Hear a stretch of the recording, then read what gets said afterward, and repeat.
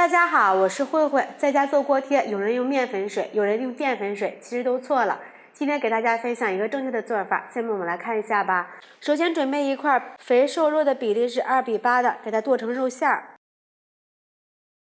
剁成这种状态就可以了。放入大碗里，往肉馅里面加入2克的食用盐，来一点胡椒粉，1勺生抽、蚝油。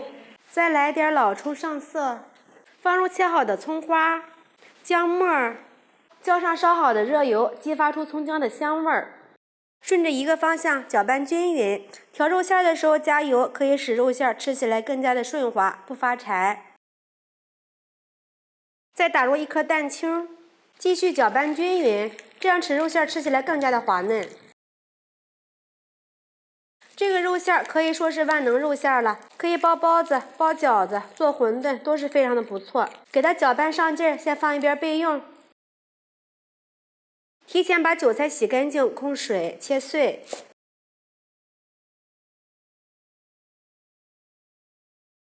直接把韭菜放入肉馅里面，再倒入10毫升的熟油，防止韭菜出水。先把韭菜给它搅拌均匀，再把韭菜和肉馅一起拌匀。像这样就行了。这里我准备了2块钱的饺子皮，取一些馅儿放到饺子皮上面，把两边蘸上一点清水，中间捏合，把边边给它捏起来，两头呢可以不用捏，像这样子就可以了。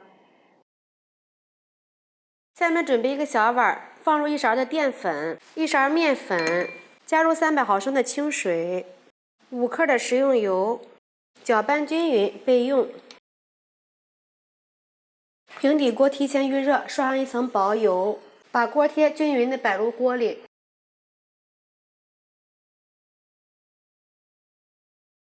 把锅贴煎至金黄，像这个样子就行了。